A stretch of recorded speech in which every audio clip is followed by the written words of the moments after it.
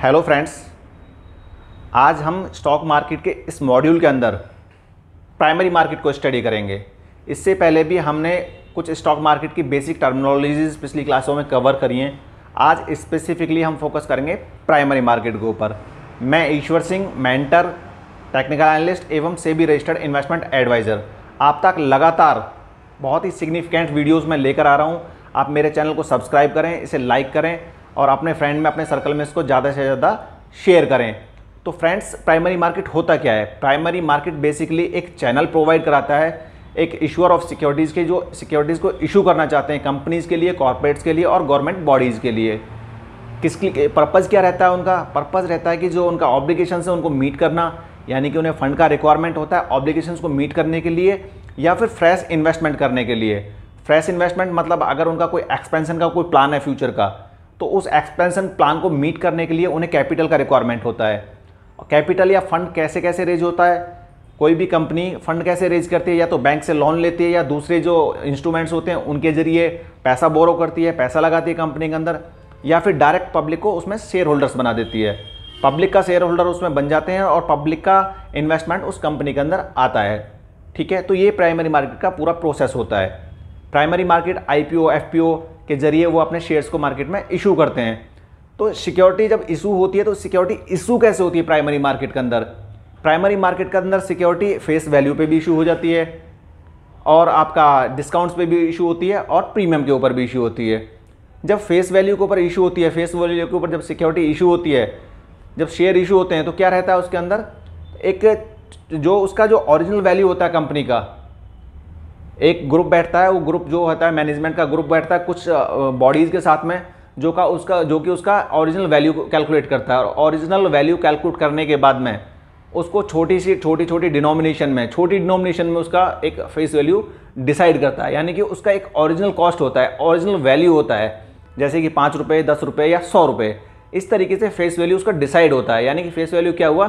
किसी भी कंपनी का एक छोटी डिनोमिनेशन का उसका स्टॉक प्राइस, जिसको वो मार्केट के अंदर इशू करने जा रहे हैं। ठीक है, फेस वैल्यू हो गया। बॉन्ड्स के लिए फेस वैल्यू क्या रहता है?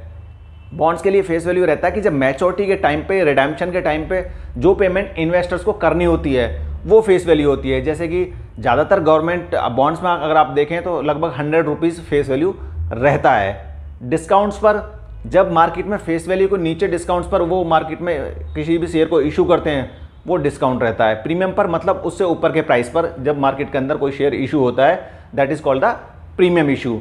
लेकिन अमूमन होता क्या है? मार्केट फेस वैल्यू पर भी कम इशू करती है शेयर्स को और डिस्काउंट्स पर तो बहुत ही रेयर इशू करती है। कोई भी कंपनी जब अपना फेस वैल्यू डिसाइड कर लेती है, उसके बाद वो प्रीमियम के ऊपर उसका लिस्टिंग कराती है शेयर का स्टॉक एक्सचेंज के ऊपर। जब वो स्टॉक एक्सचेंज के ऊपर लिस्ट करा देती है उस शेयर को और वो सेकेंडरी मार्केट में आकर ट्रेड करने लग जाता है, उसके बाद में उसका जो प्राइस फ्लक्चुएट होता है वो होता है डिमांड और सप्लाई के रूल के ऊपर। उसका जैसा डिमांड रहता है, जैसी सप्लाई रहती है, उसके हिसाब से इसके प्राइसेस डिसाइड होते हैं।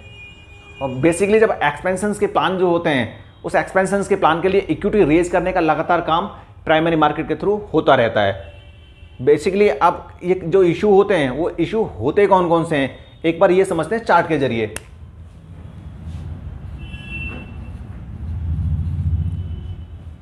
हमारे इशू कौन कौन से हो गए? Public issue,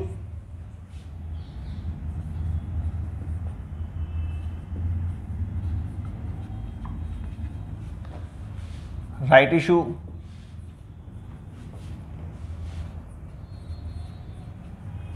preferential issue.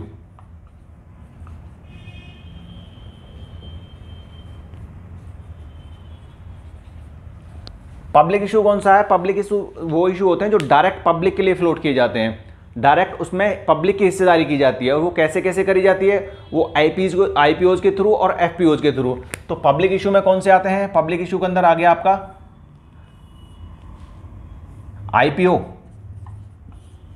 और एफपीओ। आईपीओ और एफपीओ कैसे इशू होते हैं मार्केट के अंदर? ये फ्रेश इशू के जरिए भी आता है मार्केट के अंदर।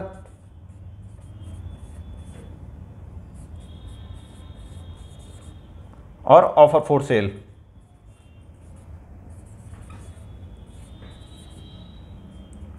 सेम एफपीओ, इसमें भी यही रहता है। Fresh issue, offer for sale.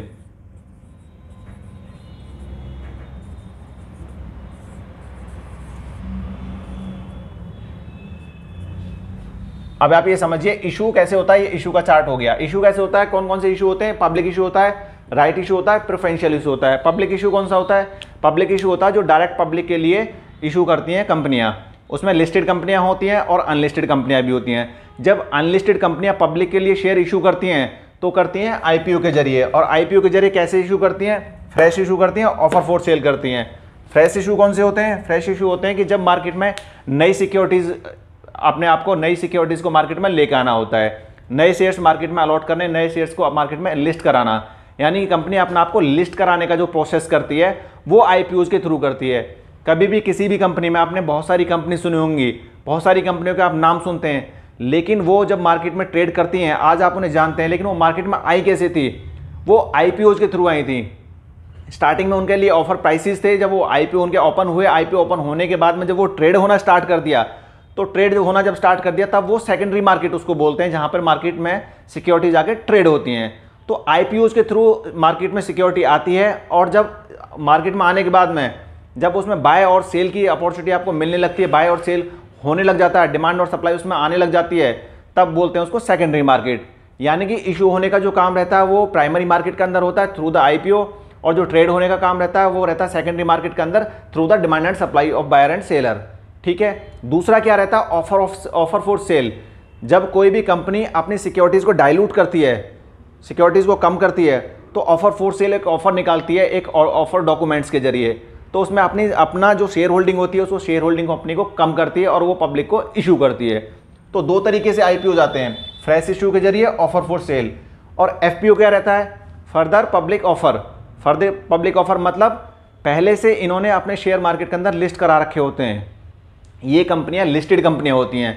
IPOs में कौन सी कंपनियां होती हैं, आईपीओ में आती हैं अनलिस्टेड कंपनियां, वो मार्केट के अंदर लिस्टेड नहीं है, लेकिन उन्हें मार्केट के अंदर लिस्टेड होना है, वो आईपीओज लेकर आती हैं। और एफपीओ कौन सी होते हैं, एफपीओ कौन लेकर आता है, लिस्टेड कंपनियां जो मार्केट में ऑलरेडी लिस्टेड हैं। मार्केट का मतलब है स्टॉक एक्सचेंज। स्टॉक एक्सचेंज के ऊपर जो कंपनियां पहले से लिस्टेड हैं वो एक अपना ऑफर लेकर आती हैं, पब्लिक ऑफर लेकर आती हैं। और वो पब्लिक ऑफर कैसे लेकर आती हैं, वो फ्रेश इशू के जरिए लेकर आती हैं, ऑफर फॉर सेल के जरिए लेकर आती हैं। एफपीओज निकलते कैसे हैं, सपोज कि एक शेयर मार्केट में फ्लोट कर रहा है पहले से और उसका प्राइस है 300 रुपये, तो वो इन्वेस्टर्स के लिए एक अपॉर्चुनिटी देती है, ऑफर करते हैं कि 240 रुपये में या 250 रुपये में वो एफपीओज लेकर आ रहे हैं। उनके लिए वापस से वही प्रोसेस होता है जो आईपीओज के लिए होता है। उनके लिए बिड्स लगती हैं, उनके लिए ऑफर डॉक्यूमेंट पूरा तैयार होता है और उनके लिए पूरा एक प्रोसेस, उसमें फॉर्म भरने के बाद में वो अलॉटमेंट्स निकलता है उनके लिए। अलॉटमेंट निकलने के बाद में जिस बंदे को जितना अलॉटमेंट निकलता है वो उतने शेयर वहाँ पर परचेज कर पाता है और उस प्राइस के ऊपर परचेज कर पाता है जो प्राइस वो अपने ऑफर में देते हैं। उसमें बिड प्राइस रहता है, कुछ उसमें प्लस माइनस थोड़ा बहुत होता है। ठीक है। दूसरा कैसे निकलता है, दूसरा निकलता है ऑफर फॉर सेल, यानी कि जो कंपनीज के अंदर शेयर होल्डिंग है वो अपनी शेयर होल्डिंग को डाइल्यूट करते हैं, उसमें शेयर होल्डिंग को कम करते हैं, तो वो डायरेक्ट इशू उसको कर देते हैं। तो दो तरीके से होता है, फ्रेश इशू होता है जब अपनी कैपिटल को बढ़ाते हैं, शेयर्स को बढ़ाते हैं, नंबर ऑफ शेयर्स को बढ़ाने का काम करते हैं। कुछ शेयर मार्केट में पहले से फ्लोट हो रहे हैं, कुछ और नए शेयर्स मार्केट के अंदर इशू कर दिए एक प्राइस के ऊपर। और दूसरा क्या है, ऑफर फॉर सेल, यानी कि अपनी उसको सिक्योरिटीज को डाइल्यूट कर देते हैं, अपनी शेयर होल्डिंग पैटर्न जो रहता है उनका, उस शेयर होल्डिंग को कम कर देते हैं। यानी कि नंबर ऑफ शेयर तो मार्केट के अंदर उतने ही हैं। पहले 1 लाख शेयर अगर मार्केट के अंदर फ्लोट कर रहे थे तो आज भी 1 लाख शेयर ही मार्केट के अंदर फ्लोट कर रहे हैं। उसमें होता क्या है, सिर्फ प्रमोटर्स अपनी हिस्सेदारी कम कर देते हैं, वो ऑफर फॉर सेल्स निकाल देते हैं ऑफर डॉक्यूमेंट्स के जरिए। अब होता है राइट इशू। राइट इशू क्या रहता है, राइट इशू जो पहले से ही जो शेयर होल्डर होते हैं कंपनीज के अंदर, मैंने किसी कंपनी का शेयर खरीद के रखा हुआ है तो मेरे लिए कंपनी एक ऑफर करती है और वो ऑफर क्या करती है, कुछ रेशोज में ऑफर करती है। जैसे कि 1:1 में उन्होंने राइट इशू दे दिया। 1:1 मतलब एक शेयर मेरे पास पहले था तो मुझे एक अपॉर्चुनिटी रहा कि एक शेयर और मार्केट से मिलने का अपॉर्चुनिटी रहा। तो उसमें होता क्या राइट इशू में, उसमें भी शेयर का प्राइस कम रहता है थोड़ा सा। जब वो राइट इशूज निकालते हैं, मेरे पास पहले से 100 शेयर थे, ये एग्जिस्टिंग शेयर होल्डर्स को ही इशू करती है जो ऑलरेडी इसकी डिलीवरी लेके रखते हैं उन शेयर्स की, उन्हीं के लिए राइट इशूज इशू होते हैं मार्केट के अंदर। 1:1 का मतलब ये है कि मेरे पास पहले से 100 शेयर हैं तो 100 शेयर और मैं ले सकता हूं, तो हमें वो ऑफर होता है। ये राइट इशूज होते हैं। प्रेफरेंशियल इशूज कौन से होते हैं, प्रेफरेंशियल इशूज़ हम इसको प्राइवेट प्लेसमेंट भी कह देते हैं। प्रेफरेंशियल इशूज़ हमेशा राइट इशू से और पब्लिक इशू से अलग होते हैं। ये easy way to get the equities. अगर फंड रेज करना होता है तो इसके अंदर सबसे कम ऑब्लिगेशंस होती हैं, सबसे कम लीगल फॉर्मेलिटीज़ होती हैं। ये प्राइवेट प्लेसमेंट्स के जरिए शेयर्स से फंड रेज करने का काम करती हैं। अगर इमीडिएट इन्वेस्टमेंट्स को थोड़ा रेज करना होता है और बहुत ही कम लिमिटेड सी एक लीगल फॉर्मेलिटीज़ के अंदर, बहुत कम एक लीगल डॉक्यूमेंटेशन के अंदर हमें अगर कोई प्रोसेस करना होता है तो वो प्रेफरेंशियल इशूज़ के जरिए प्राइवेट प्लेसमेंट्स करा देते हैं। और प्राइवेट प्लेसमेंट से जो फंड रेज होता है वो वापस से वो उसी तरीके से काम करता है कंपनीज़ को एक्सपेंशन करने के लिए।